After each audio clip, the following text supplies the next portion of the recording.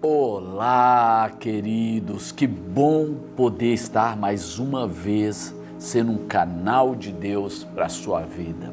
Obrigado pelos comentários que vocês têm enviado, pelas mensagens, e eu declaro sobre o pedido de oração de cada um, a bênção de Deus, a intervenção, que o reino de Deus venha e que cada pedido que tem chegado no meu WhatsApp, em nome de Jesus, haja a movimentação, o mover, a vontade do Senhor, para a glória de Deus. Aquele que precisa de cura, seja curado. Aquele que precisa de libertação, seja liberto. Aquele que está debaixo de angústia, seja livre agora. Aquele que precisa de um escape financeiro, eu libero uma palavra de provisão financeira. Eu abençoo nesse dia a sua vida. Que essa seja uma estação onde as sementes da fé venham produzir aquilo que você não pode produzir. Eu clamo e eu declaro em nome do Senhor Jesus. Amém. Glória a Deus. Deus abençoe cada pedido de oração e obrigado pelos comentários. E hoje eu quero falar sobre o maior desperdício de energia. Desperdício de energia que tem trazido tantas sequelas, tantas consequências, gente. Essa é uma palavra que você tem que receber, porque é uma revelação de Deus. Você não foi configurado para carregar algumas coisas. Por exemplo, a depressão. O seu corpo não é configurado para suportá-la.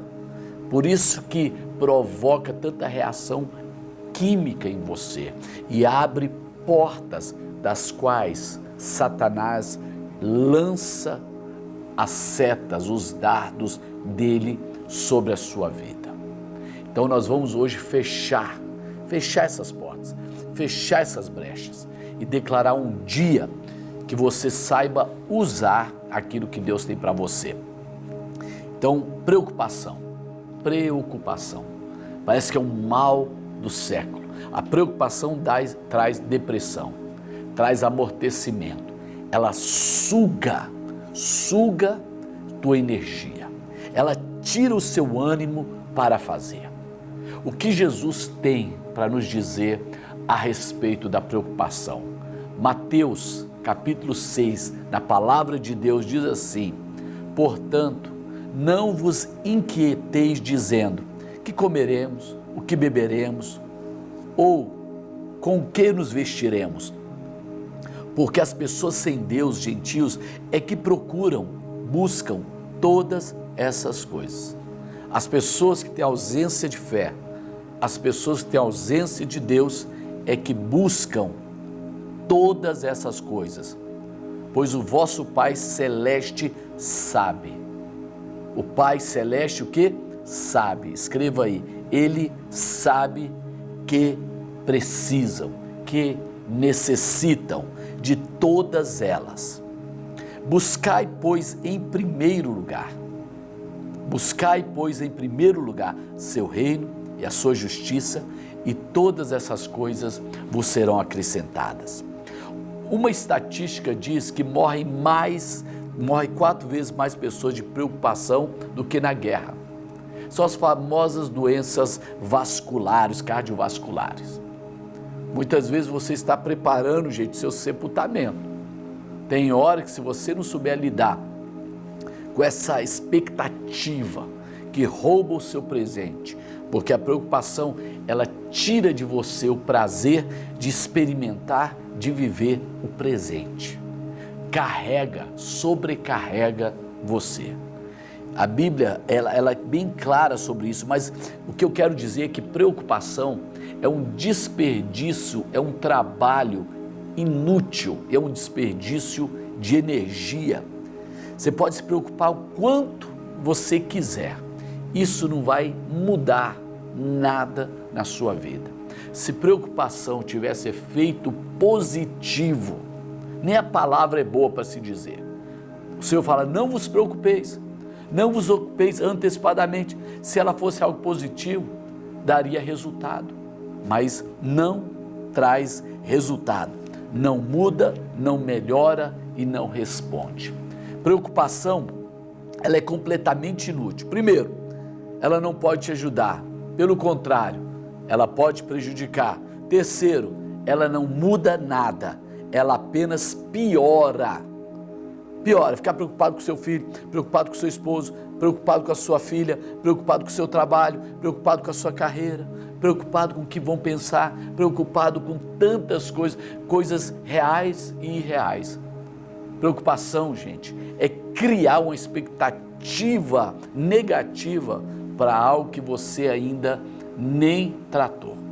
E a Bíblia fala o seguinte, olha, Deus não está mandando você desprezar ou menosprezar as suas necessidades, porque a preocupação, ela é um foco em si.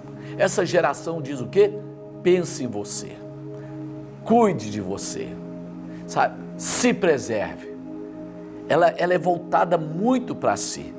E Jesus fala, não fica buscando excessivamente o que comer, o que vestir, sabe? Olha o que ele fala, 3 coisas, o que beber, o que comer, o que vestir. As pessoas estão tão ansiosas que quando entram na academia e vão para o espelho depois da série de exercícios, elas querem ver aquele corpo e ficam preocupadas. Aí é segunda, terça, quarta, quinta, sexta, aí é proteína, é termogénico e essas coisas todas. A vida, ela fica muito tensa. As pessoas estão muito tensas, a ponto de não usufruir do momento. Sabe o que Jesus fala? Jesus disse, não andeis ansiosos, não ande preocupado, nem pelo vosso corpo, quanto à vez de vestir, ou de comer, ou de beber. Sabe o que a Bíblia está dizendo? Essas são coisas importantes, mas não são as mais importantes. O problema dessa geração é que ela tem invertido. Talvez você tenha invertido. A gente vê que a urgência e a importância no dia a dia das pessoas. Ah, Deus é importante, sim. Mas você trabalha a semana toda. Vai para a academia, vai para o cursinho, reúne com os amigos, a semana toda. Faz aí um mapa mental de como foi os últimos 7 dias. Você vai ver que você se ocupou. Ah, tem que estudar esse livro, tem que estudar isso, tem que estudar aquilo. Deus está dizendo, essas coisas são importantes, mas elas têm a sua colocação, ela tem a sua posição. Essa geração, a sua preocupação mostra a ausência de Deus, mostra o que elas estão procurando, sabe? Olha o que Jesus fala, é tão sério, ele fala assim, olha, os gentios, porque os gentios é que procuram todas essas coisas, os gentios é que buscam, a minha busca determina, sabe, o meu foco. Aí quando chega no dia, vamos ir para a igreja, não, vamos ligar o YouTube aqui, ouvir uma mensagem, ou então, vamos ler a Bíblia, não lê. Gente, nós queremos as coisas de Deus, correndo e obcecado pelas coisas do mundo. Cara, se o teu trabalho é bênção de Deus, Ele não deveria te tirar da igreja, do seu chamado, de ganhar vidas, de orar, de adorar. Se a sua família, seu casamento é uma bênção de Deus, ela não deveria ser desculpa para você não fazer, servir e ser quem Deus te chamou para ser. Há uma inversão hoje. Eu acho que eu sou abençoado se eu tenho, mas já as coisas espirituais, sabe o que Deus fala? Ele sabe que você precisa, entende? Ele sabe. E a Bíblia fala o seguinte, mas a sua prioridade, seu começo de dia, o seu dia a dia, deve refletir o seu propósito. Ele diz, buscai O reino de Deus não vai vir a você. O que é o reino de Deus? Gozo, paz e alegria no Espírito Santo. O que é o reino de Deus? É você viver a partir da obra do Rei. Quem é o Senhor do reino? Jesus. Ele é o Senhor do reino. Então, no momento que eu começo a organizar meus princípios, meus valores, eu começo a buscar em primeiro lugar. Ei, em primeiro lugar, ou Deus é o primeiro, ou Ele não está em lugar nenhum. Ou as coisas do Senhor são primeiras, ou não estão em lugar nenhum. Se o que você faz impede de você ser e fazer o que Deus mandou, a bênção virou maldição. Como assim? Se lembra quando o povo de Deus saiu do Egito? Quando Deus os arrancou do sistema, eles saíram com ouro e prata. Aquele ouro e prata tinha um propósito. Aqueles animais tinham um propósito. Tudo que eles tinham tinha um propósito. Mas lá, na hora, no meio do deserto, eles pegaram e transformaram o ouro e a prata em ídolos.